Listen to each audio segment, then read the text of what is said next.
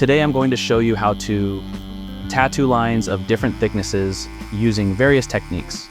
I'm using Ganga Black from Dynamic. In my opinion, this is the best black ink on the market. To prevent the ink from splattering on the walls, place a piece of paper towel over the cap.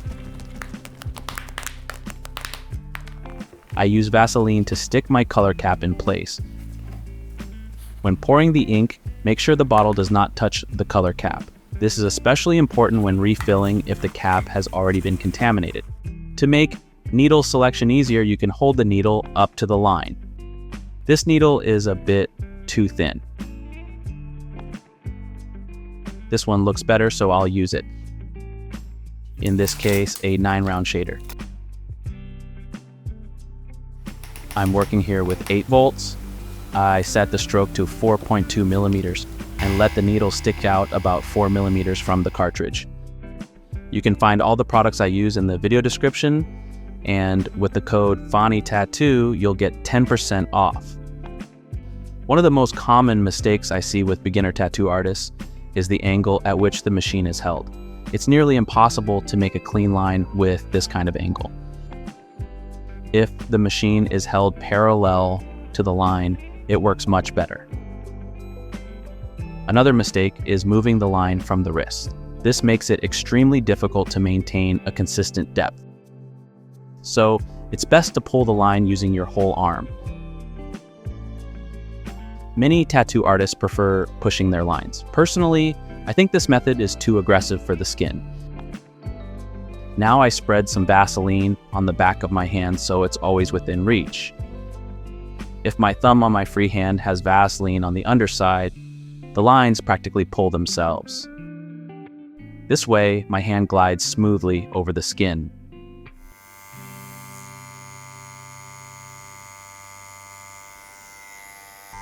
To make sure the line is the same thickness throughout, the needle should always stay at the same depth and be moved at a consistent speed.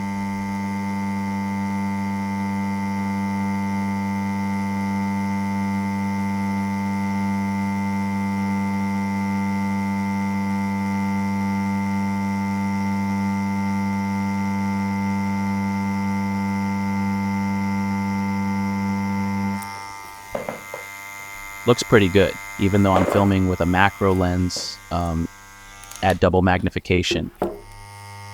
If you want an even thicker line, we'll need another technique. But first, I want to show you how to tattoo a long line if you can't yet pull it in one go. When lifting the needle, it's important to leave the skin very gently. Now I set the needle down again, this time gliding very softly into the skin so no transition is visible.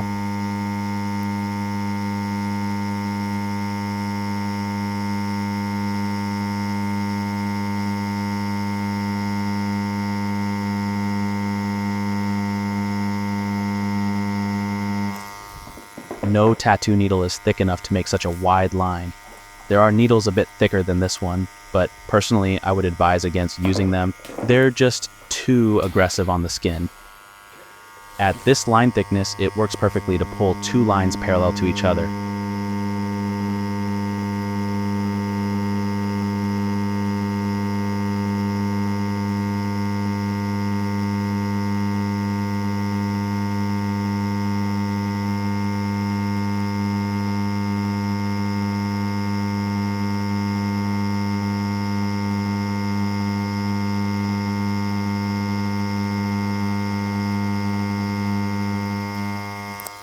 Before I show you how to make an even thicker line, I want to show you 2 mistakes.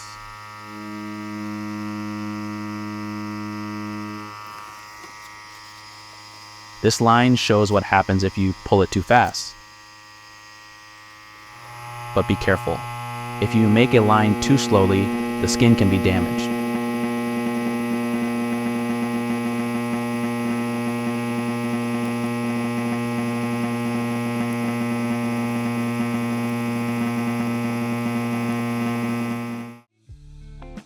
In this case, the skin was damaged so badly that it looks like a cut.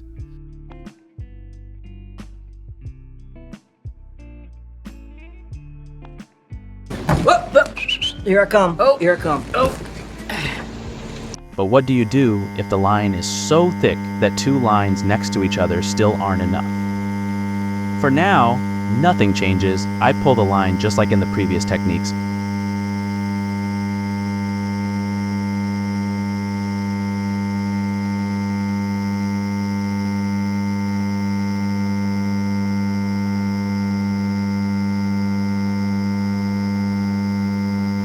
Always use enough Vaseline. This makes it easier to wipe off the ink. Right now, I'm focusing only on the outermost lines.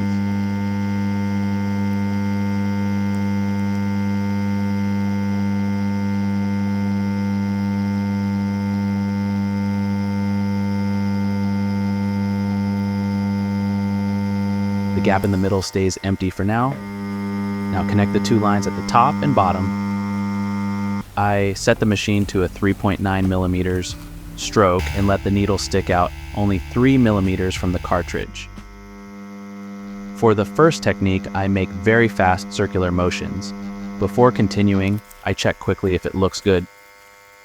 Because of the fast circular motions, I hit many different points on the skin, resulting in a nice, even pigmentation. Since the needle is slightly farther inside the cartridge, I automatically have a bit more ink on the skin. This is especially important for packing.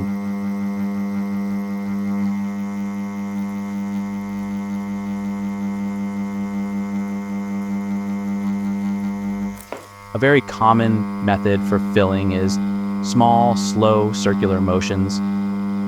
This also works wonderfully. You can decide for yourself which you prefer. Basically, it's like making small circles that form lines, and the lines then create a filled area. Here, I want to quickly mention again that fake skin takes ink less easily than real skin. In my opinion, it's easier to fill an area on real skin.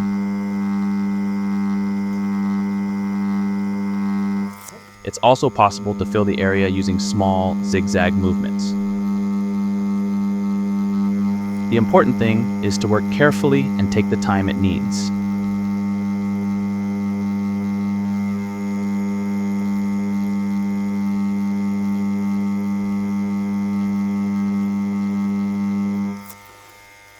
Now I'll show you another mistake. If I tattoo too shallowly, I risk having to go over the same spot so many times that the skin gets damaged. In this shot, you can clearly see that the area is still not solid. On real skin, this would be twice as noticeable once healed. If you keep repeating this, the skin will eventually get damaged. Here's how to do it right.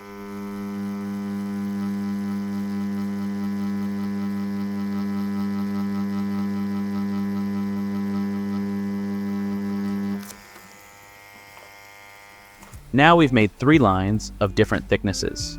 For the last, widest line, I use a different needle, a 15 soft edge Magnum, still at 8 volts, and I let the needle stick out about 2 to 3 millimeters from the cartridge.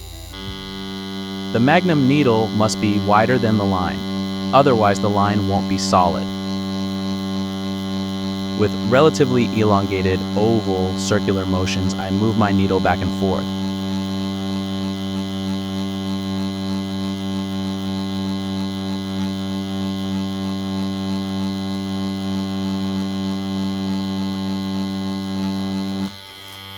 With this technique, you can progress very quickly.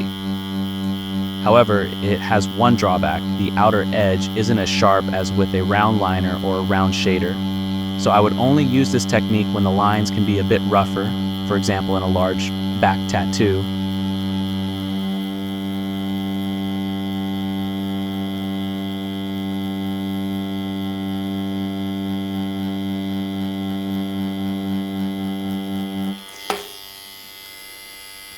To make the whole thing look a bit cleaner, I now go over the spots I couldn't reach before using a thinner needle.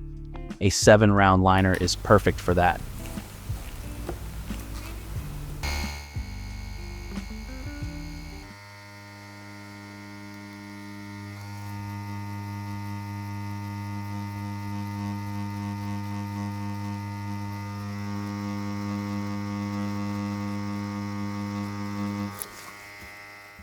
These were 4 different ways to make thick lines. I also want to show you what it looks like on real skin. After thorough skin disinfection, I clean the already shaved skin. Apply some stencil stuff.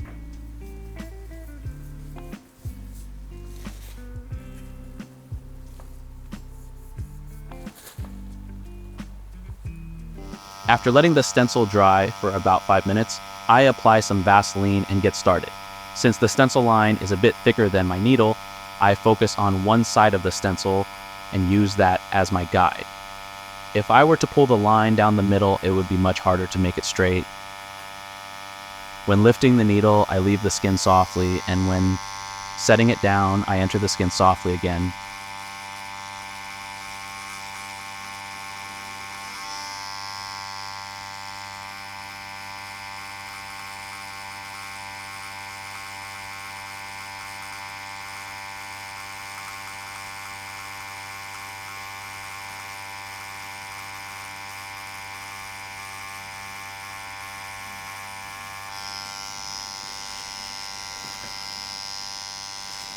After such a short session, this usually doesn't happen, but during longer tattoo sessions, the needle often clogs. It would look like this. With a second needle or a paper towel, it can easily be cleaned.